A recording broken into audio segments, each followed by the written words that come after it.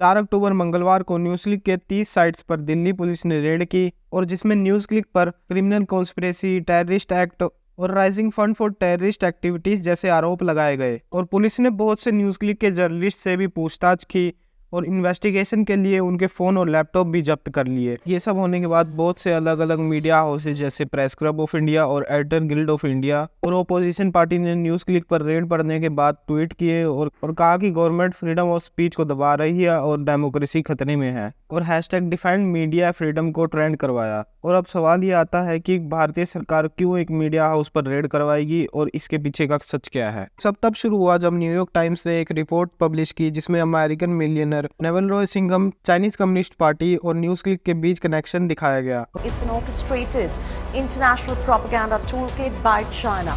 Indian website NewsClick's link and shows how it was linked to the Chinese government. ED had revealed that this media portal had received funds worth up to 38 crore rupees from overseas, with authorities tracing the money to this American millionaire Singham. और कहा कि China ने सिंघम द्वारा news click को 38 करोड़ की funding दी है और इसमें से बहुत सा पैसा न्यूज क्लिक के रिपोर्टर्स को भी मिला है। रिपोर्ट्स की माने तो चाइना सिंघम की मदद से Chinese propaganda Bharat, Brazil, south America, US जैसे देशों में फैला रहा है। इन देशों में चाइनीज प्रोपेगेंडा फैलाने के लिए चाइना इन्हीं देशों की मीडिया का इस्तेमाल कर रहा है, जिस तरह न्यूज क्लिक का इस्तेमाल चाइना ने भारत में किया। China's media interference is a global phenomenon, just like China's virus spread all over the globe. Beijing is training foreign journalists. It is ramping up international broadcasting, undertaking extensive advertising campaigns. According to one report, the Chinese regime invests as much as $1.3 billion annually to spread its global propaganda.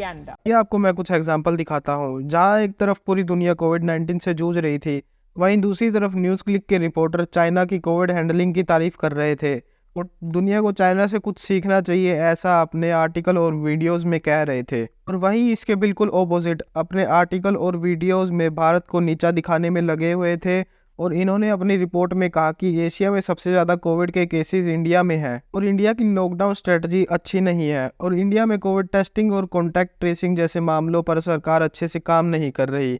ये लोग भारत में रहकर भारत की बुराई और बेइज्जती कर रहे हैं और वहीं चाइना की तारीफ कर रहे हैं। और बात यहीं खत्म नहीं होती। न्यूज़ क्लिक के editor in chief Parveen Purkayastha ने नेवल रॉय सिंघम से ईमेल पर इंडिया चाइना डिस्प्यूट पर बात करते हुए पूछा कि इंडिया चाइना डिस्प्यूट को कैसे रिपोर्ट करना है। तो ये भी पूछा अरुणाचल प्रदेश के बॉर्डर को इंडिया की तरफ दिखाना है या चाइना की तरफ।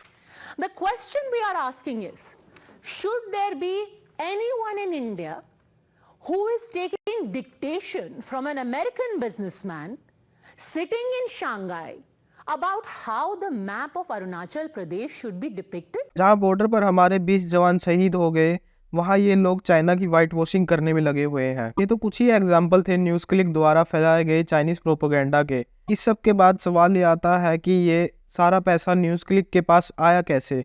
तो 2021 में न्यूज़ क्लिक के editor in chief Parveen Purkayastha के घर पर पड़ी रेड से 38 करोड़ के फंड ऐसे मिले जिसके कनेक्शन चाइना से जुड़े हुए थे। इसके बाद न्यूयॉर्क टाइम्स ने अगस्त 2023 की एक रिपोर्ट में चाइना द्वारा दुनिया में अलग अलग मीडिया हाउसेस को दिए गए पैसे की जानकारी दी और इसमें न्यूज़ क्लिक का भी नाम था।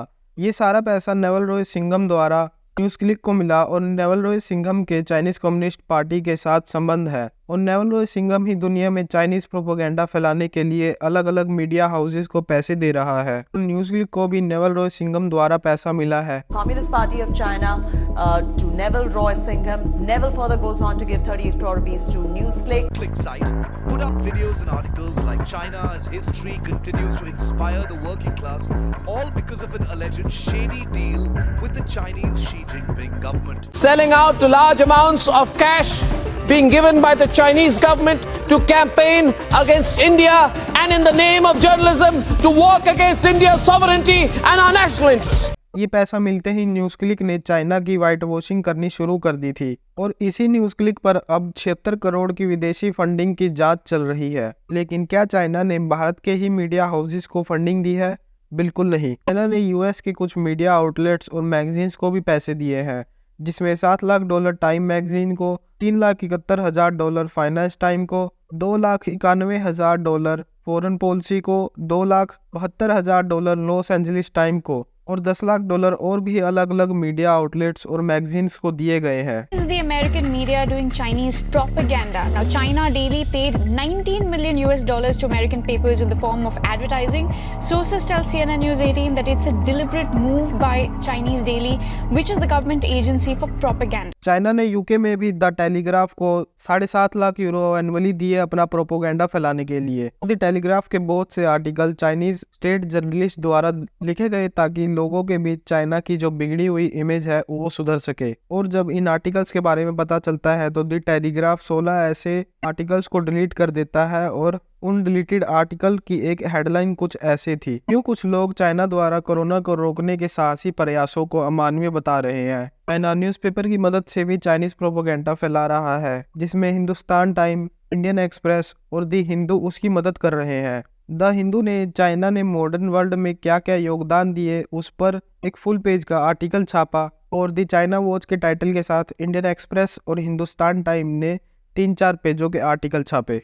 ये सब चाइना तब करवा रहा था जब इंडिया और चाइना का बॉर्डर पर क्लैश चल रहा था। इन सब में रवीश कुमार कैसे पीछे रहेंगे। चीन की थ्योरी को बहुत ज्यादा बढ़ा चढ़ाकर अगर बताते हुए कोई मिले तो समझिएगा कि इस वक्त खबरों का अकाल है और सरकारों की जवाबदेही पर पर्दा डालने के लिए चीन की थ्योरी सामने लाई गई है। ऐसे कई दुश्मन आपके सामने लाए जाते रहेंगे, तो इसलिए चीन को एक नया दुश्मन बनाया गया है और बहुत देश चीन को लेकर अब बोल रहे हैं। इसी जवाबदेही के सवालों से बचने के लिए कहीं पर जमात दुश्मन है तो कहीं पर चीन दुश्मन। रवीश कुमार ने ये रिपोर्टिंग तब की थी जब पूरी दुनिया कोरोना वायरस के लिए चाइना को ब्लेम कर रही थी। अब सवाल ये आता है कि चाइना इंडियन मीडिया में इतने अंदर तक हस्तक्षेप कैसे कर पा रहा है। इसके लिए चाइना ने पूरे सिस्टमैटिक ढंग से काम किया है। और अगर आप ध्यान दें तो जब भी सरकार ऐसी दलाल मीडिया पर कोई कार्रवाई करती है तो एक ग्रुप ऑफ पीपल सरकार पर सवाल उठाते हैं, जिसमें एक्टिविस्ट जैसे तीस्ता सेतलवार और रिपोर्टर जैसे गौतम नवलखा का नाम आता है। और आखिर में मेरा एक सवाल आपसे है, क्या आप ऐसी मीडिया पर भरोसा करेंगे जिसने पैसे लेकर अपने देश को दूसरे दुश्मन देश को बेच दिया हो। दुश्मन सिर्फ बॉर्डर के उस पार नहीं होता, घर के अंदर भी होता है। घुन दीमक बन के जीता है।